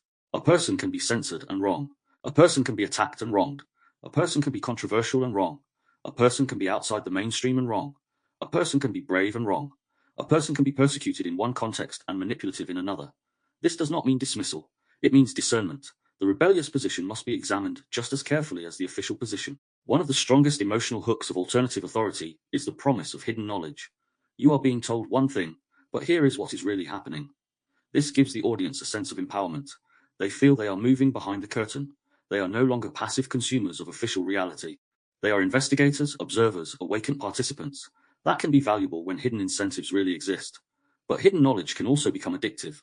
The person begins to prefer explanations that reveal secret motives because ordinary explanations feel too flat. Mistakes become deliberate. Complexity becomes design. Incompetence becomes conspiracy. Uncertainty becomes concealment. Lack of evidence becomes evidence that the truth is being hidden. At that point, distrust becomes a worldview. The person may feel more discerning, but they may actually be less able to distinguish between real deception and imagined deception. This is one of the tragedies of broken trust. Once trust collapses completely, everything becomes suspicious. And when everything is suspicious, perception becomes exhausted. The person begins seeking an authority who can organize suspicion into a story. The alternative expert steps in and says, here is the pattern. Here is who is responsible. Here is what they are hiding. Here is who you can trust. The nervous system relaxes, not because uncertainty has been resolved by evidence, but because suspicion has been given structure. That is powerful and dangerous, because the person may now depend on the alternative authority to tell them what every new event means. They may no longer assess. They wait for interpretation. They ask, what does this person say? What does our group think? Or how does this fit the hidden pattern? Again, authority has relocated. A healthy alternative authority should increase agency. It should say, here is my evidence. Here is my method. Here is what I know. Here is what I do not know. Here is where official authority may have failed. Here is where we need better questions. Here is how you can examine this yourself. Here are the limits of my claim. An unhealthy alternative authority increases dependency. It says, everyone else is lying. Only we see. The more they attack us, the more it proves we are right. If you doubt this, you are still programmed. If you leave, you are not strong enough. If evidence does not appear, that proves the cover-up is deeper. That is not liberation. That is narrative capture in anti-authority clothing. The same pattern can happen in wellness spaces. Someone has had a bad experience with conventional medicine. They felt rushed, dismissed, over-medicated, misdiagnosed, or treated like a number. An alternative practitioner listens deeply, validates their symptoms, offers a coherent explanation, and gives them hope. That can be meaningful. Many people are desperate to be heard. But the warmth of being heard can make the person less critical of the claims being made. A practitioner may have excellent bedside manner and poor evidence. A wellness influencer may speak compassionately and still sell unsupported products. A community may validate real suffering while turning every illness into a single explanatory system. The person may move from being dismissed by one authority to being captured by another. The issue is not conventional versus alternative. The issue is whether the authority remains accountable to reality. Does the practitioner explain limitations? Do they encourage appropriate medical testing when needed? Do they acknowledge uncertainty? Do they avoid miracle claims? Do they disclose financial incentives? Do they make the person more capable or more dependent on their program, supplements, courses, interpretations, or community? These questions protect the person from exchanging one form of disempowerment for another. In the media, the pattern is similar. A person loses trust in mainstream news because they see framing, omission, sensationalism, political bias, corporate influence, or narrative management. That distrust may be justified, but then they move to alternative commentators who provide constant certainty. The news source may be more emotionally satisfying because it names the manipulation. It says what the audience already feels. But does it correct itself? Does it show sources? Does it separate fact from speculation? Does it fairly represent opposing views? Does it admit when it was wrong? Does it reduce fear or depend on fear? Does it teach the audience how to think or what to think about every event? An alternative source can expose mainstream distortion and still create its own distortion. Discernment must remain symmetrical. That means we apply scrutiny across the board, not only to the authorities our group distrusts. This is difficult because trust is often tribal. We scrutinize the official voice of our group, which is anti-institutional. We scrutinize the rebel voice to determine if our group is pro-institutional. But genuine discernment asks us to examine every authority, including the one we emotionally prefer, especially the one we emotionally prefer, because preferred authorities are the easiest to surrender to. They regulate us, they validate us, they give us belonging, they tell us our suspicion, hope, anger, or moral identity makes sense. They make us feel less alone. That does not mean they are wrong, but it means their influence is intimate. So the discernment questions become, have I rejected one authority only to surrender to another? Does this alternative authority welcome scrutiny? Are they transparent about method, evidence, uncertainty, and incentives? Do they correct themselves? Do they tolerate dissent from their own audience? Do they make me more discerning or more dependent? Do they encourage me to verify or to trust their interpretation? Do they treat critics fairly or as proof that they are right? Do they make distrust more precise or more total? That last question matters. Healthy distrust is precise. It says, this institution failed here. This claim is weak. This incentive matters. This communication was misleading. This authority is speaking outside its field. This evidence does not support that conclusion. Unhealthy distrust is total. It says, they all lie. Everything official is false. Anyone who disagrees is controlled. No evidence from outside our field can be trusted. The more they deny it, the more it proves the truth. Precise distrust can sharpen discernment. Total distrust can become another form of blindness. Because if everything official is automatically false, then the person no longer has to examine official evidence. And if everything alternative is automatically brave, then the person no longer has to examine alternative claims. Both positions remove discernment. The goal is not blind trust. The goal is not blind distrust. The goal is awake trust and precise skepticism. We trust where trust is earned. We question where questions are needed. We weigh expertise, evidence, method, incentive, transparency, humility, and accountability. We do not kneel before titles, and we do not worship contrarianism. We do not assume institutions are pure, and we do not assume rebels are honest. We do not outsource perception to the official voice, and we do not outsource it to the anti-official voice either. This is harder than choosing a side because it keeps responsibility with us. We cannot simply say I trust the experts and stop thinking. We cannot simply say I distrust the experts and stop thinking. We have to ask which experts, which claims, which evidence, which incentives, which limitations, which alternatives, which uncertainties, which methods, which corrections, which contexts. That is demanding. But that is the work of discernment. Because the public rarely chooses between authority and no authority. It is choosing which authority to trust and why. It is choosing whether trust will be conscious or unconscious, examined or emotional, earned or manufactured, accountable or surrendered. When official trust collapses, alternative trust will rise. The question is whether alternative trust becomes a pathway to clearer perception, or simply a new circle of obedience. A healthy authority, official or alternative, should leave you more capable of seeing. A captured authority leaves you needing them to see for you. That is the difference, and it may be the difference between discernment and another form of capture. Part 7 Field Case Scenario, the expert, the rebel, and the confused public to bring this into a real-world field. Imagine a new public issue emerging, not one we need to name specifically. It could be a new technology, a health intervention, an educational reform, an environmental risk, a digital policy, or an economic measure that will affect ordinary people's lives. At first, most people do not understand the details. The issue is technical, layered, and full of unfamiliar language. There are charts, reports, expert interviews, official statements, independent critiques, emotional testimonies, risk assessments, projections, and policy recommendations. People are not only asking, what is happening?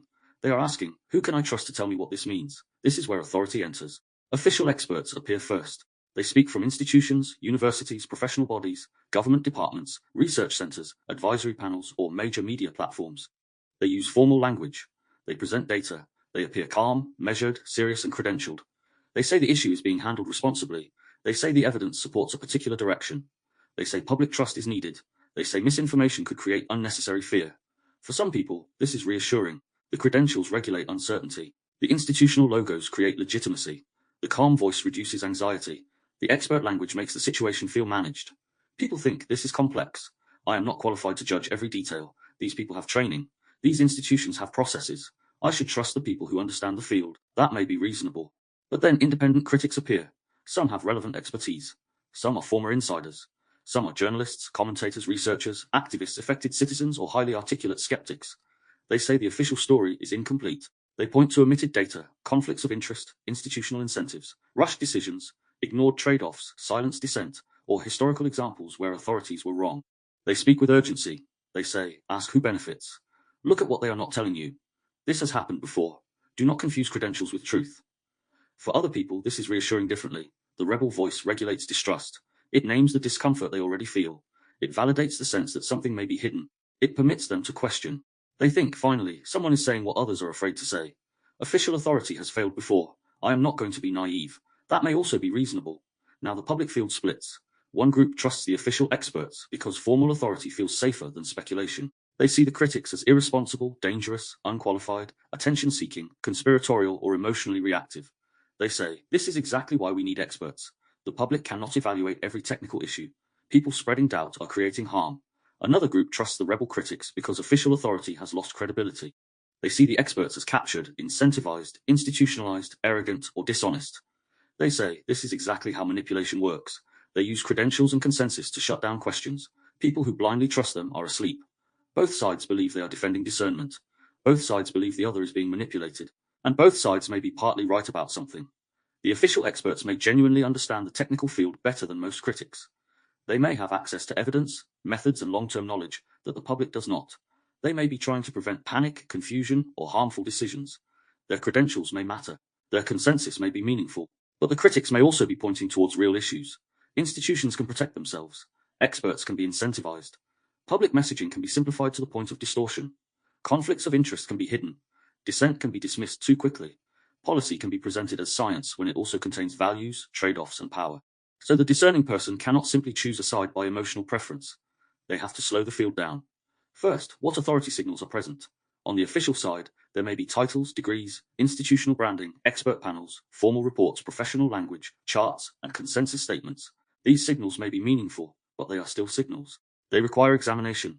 What exactly do the experts know? What is their field? What is the specific claim? What methods are being used? What uncertainties remain? What incentives shape the institutions speaking? On the rebel side, there may be different trust signals. Independence, outsider status, personal risk, emotional courage, former insider identity, plain language, moral urgency, personal testimony, or the claim of being censored. These signals may also be meaningful, but they are still signals. What evidence supports the claim? What is the critic qualified to analyze? Are they transparent about the method? Are they correcting errors? Are they building understanding or only amplifying suspicion? Second, what trust is being borrowed? The official expert may be borrowing trust from an institution, a title, a professional body, or a recognizable logo. The rebel may be borrowing trust from distrust itself. They may gain credibility because the audience already mistrusts the institution. One side borrows legitimacy from status. The other borrows legitimacy from opposition to status. Neither should be accepted automatically. Third, what group identity shapes trust? A person who belongs to a group that values institutional stability may feel safer trusting official experts. A person who belongs to a group built around skepticism may feel safer trusting dissidents. A person whose identity is tied to being rational may trust the formal voice. A person whose identity is tied to being awake may trust the rebel voice. The question becomes, am I weighing evidence or following the trust map of my group? Fourth, what emotions are being regulated? Official authority may regulate fear by saying, this is under control. Rebel authority may regulate distrust by saying, your suspicion is justified. Both states can feel calming in different bodies. The anxious person may want the official voice. The betrayed person may want the rebel voice. The person who fears chaos may want consensus. The person who fears control may want dissent. The state we want relief from can shape the authority we trust. Fifth, what incentives may exist? The institution may have financial, political, reputational, bureaucratic, or ideological incentives. The expert may have career incentives. The media platform may have narrative incentives.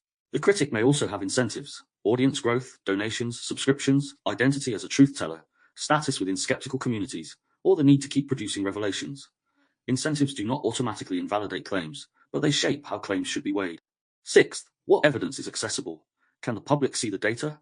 Can they see the method? Can they understand the limits? Are opposing arguments represented fairly? Are uncertainties acknowledged? Are claims being separated from speculation? Are corrections visible? Are people being asked to understand, or only to trust? And finally, what does each side make difficult to question? The official side may make it difficult to question consensus, expertise, policy, institutional incentives, or the boundary between evidence and recommendation. The rebel side may make it difficult to question the rebel, the hidden motive narrative, the assumption of corruption, or the emotional satisfaction of being one of the few who see. This is where the key line emerges. The public is not choosing between authority and no authority. It is choosing which authority to trust and why. A discerning response would not worship credentials. It would not worship rebellion. It would not dismiss experts because institutions can fail. It would not dismiss critics because some dissent is irresponsible. It would ask for relevance, method, evidence, transparency, incentives, accountability, and humility from both sides. It might say, the official experts may have important knowledge, but I need to understand what exactly they are claiming and where uncertainty remains. The critics may be raising valid concerns, but I need to separate evidence from suspicion. The presence of consensus matters, but I want to know how that consensus was formed and whether it can be updated. The presence of dissent matters, but I want to know whether the dissent is informed, method-based, and accountable. I do not want to replace blind trust with blind distrust. That is the mature position. It is slower. It is less emotionally satisfying. It does not give the clean comfort of saying, trust the experts, or the clean comfort of saying, never trust the experts. It holds the tension that authority can be necessary and dangerous, that dissent can be brave and reckless, that institutions can hold knowledge and protect themselves, and that rebels can expose truth while becoming authorities of their own. This is what discerning trust looks like. Not to trust without question, not distrust without evidence, but trust kept awake enough to examine the voice that claims to tell us what reality means. Part 8. The Authority Discernment Practice. Who am I trusting and why? If authority can be formal, charismatic, institutional, rebellious, moral, or relational, then the practice is to slow down trust before it becomes surrender. We can call this practice the trust check. The first question is, who am I trusting here? Name the voice, institution, expert, commentator, teacher, platform, group, or source that is shaping my perception. The second question is, why do I trust them? Is it because of credentials, experience, clarity, confidence, institutional status, personal testimony, charisma, rebellion, group approval, or because they make uncertainty feel less painful? The third question is, what exactly are they qualified to speak on? A person may have real expertise in one area and very little in another. Relevance matters. The fourth question is, are they explaining the method or only presenting conclusions? Good authority increases understanding. The controlling authority asks for trust without showing how the claim was formed. The fifth question is, what incentives, conflicts, or dependencies might shape their message? Funding, audience demand, reputation, ideology, career, status, sales, belonging, or the need to keep proving a narrative can all influence authority. The sixth question is, how do they respond to correction, uncertainty, and dissent? Do they update, clarify, and acknowledge limits, or do they mock, punish, reinterpret, or dismiss challenge? The seventh question is, do they increase my agency or increase my dependence on them? A trustworthy authority helps me see more clearly. An unhealthy authority needs me to keep returning to them to know what reality means. The eighth question is, what would make me update my trust? If nothing could change my confidence, trust may have become attachment. And finally, am I confusing confidence, credentials, consensus, rebellion, or emotional resonance with truth? This practice is not about trusting no one. That is its own trap. Blind distrust can be just as dangerous as blind trust. Discernment does not ask us to trust no one. It asks us to keep trust awake. Part 9. Integration. Trust without surrender. So as we come towards the close of this episode, we return to the central tension. Authority is necessary because human knowledge has limits. No person can verify everything alone. We need experts, teachers, elders, witnesses, specialists, researchers, institutions, skilled practitioners, leaders, and people who have spent years developing knowledge in fields we cannot personally master. Human life depends on trust. Every bridge crossed, every medicine taken, every legal process followed, every aircraft boarded, every school entered, every book read, every public claim examined, and every technical system used involves some relationship with authority. So authority is not the enemy of discernment. Unexamined authority is. The danger begins when trust becomes surrender, when credentials replace thought, when charisma replaces evidence, when consensus becomes untouchable, when institutions demand faith without transparency, when rebellion becomes a new form of obedience, when distrust of one authority simply transfers dependence to another. This is why the discerning person learns to ask, who am I trusting? That question seems simple, but it reveals a great deal. Am I trusting a doctor, journalist, teacher, commentator, institution, influencer, researcher, spiritual guide, public agency, platform, group friend, former insider, or charismatic rebel? Am I trusting a formal authority, an alternative authority, a moral authority, or a relational authority? Then comes the next question, why do I trust them? Do I trust them because they have relevant expertise? Because they explain clearly? Because they carry institutional legitimacy? Because they speak with confidence? Because they belong to my group? Because they oppose a group I distrust? Because they make uncertainty less painful? Because they confirm what I already suspect? Because they speak in a language that regulates my nervous system? Trust is not always intellectual. Sometimes we trust because someone helps us feel safe. Sometimes we trust because someone helps us feel less alone. Sometimes we trust because someone gives shape to our suspicion, fear, hope, anger, or confusion. That does not make the trust false, but it means the trust must be examined. We ask, what qualifies them to speak here? Not simply do they have credentials, but what exactly do those credentials, experiences, or methods qualify them to speak on? A person can be deeply trained in one domain and speculative in another. A person can have lived through a situation and still be wrong about its wider meaning. A person can be brave, sincere, wounded, intelligent, or articulate, and still exceed the boundaries of what they truly know. Then we ask, what authority signals are being used? Titles, logos, white coats, charts, calm voices, data aesthetics, institutional branding, professional language, follow accounts, personal testimony, rebel identity, insider status, spiritual presence, moral conviction, consensus, controversy, censorship narratives, the appearance of neutrality, the warmth of relatability. These signals do not automatically invalidate the message, but they shape trust before the claim has been examined. Discernment names the signal before surrendering to the feeling it creates. Then we ask, what incentives may shape the message? Funding, reputation, audience demand, political alignment, institutional protection, career pressure, group belonging, product sales, ideological commitment, emotional investment, the need to keep proving a narrative, the need to remain central, the need to appear certain, the need to maintain trust even when uncertainty would be more honest. Incentives do not automatically mean deception, but hidden incentives matter because they reveal the field in which authority is speaking. Then we ask, does this authority welcome scrutiny? A trustworthy authority can be questioned. It can explain the method. It can acknowledge limits. It can distinguish evidence from speculation. It can update when reality requires it. It does not treat honest inquiry as disloyalty, stupidity, danger, ego, or corruption. An unhealthy authority asks to be trusted without opening itself to examination. Then we ask, can this trust update? If nothing could change my trust, then trust may have become attachment. If no evidence could weaken my confidence, no correction could matter, no contradiction could enter, and no failure would alter my view, then I am not trusting with discernment. I am defending an authority that has become part of my identity or belonging. And finally, does this person or institution increase my agency, or ask me to surrender perception? That may be the deepest question of this episode. Healthy and good authority helps us see more clearly. It gives language, method, evidence, context, and capacity. It does not need to be worshipped. It does not need to own reality. It does not require us to become dependent on its interpretation.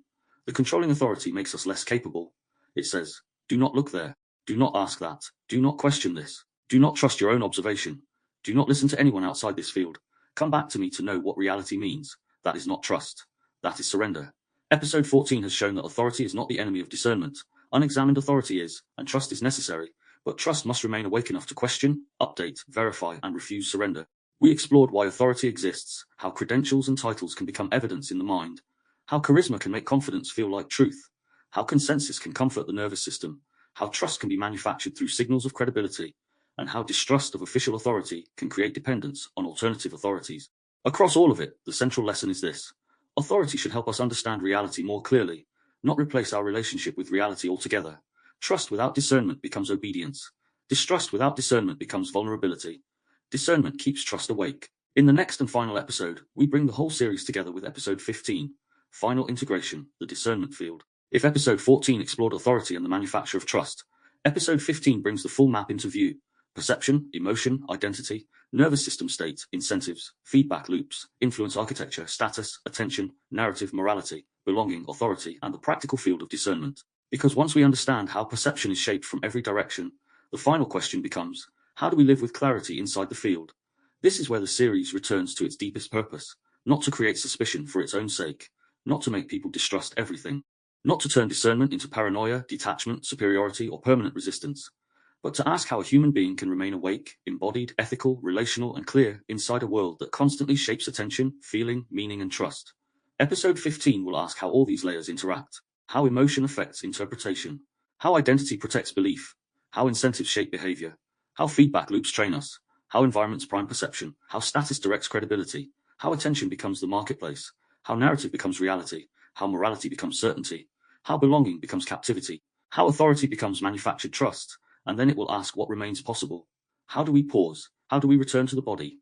How do we ask better questions? How do we hold uncertainty without collapse? How do we trust without surrender? How do we belong without disappearing? How do we care without becoming possessed? How do we see the field without becoming cynical about the human being inside it? So, to close this episode, consider one question.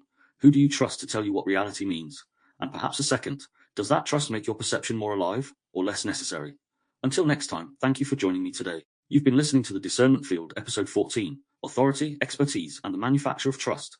Who gets to tell us what reality is and means? I'm James Miller.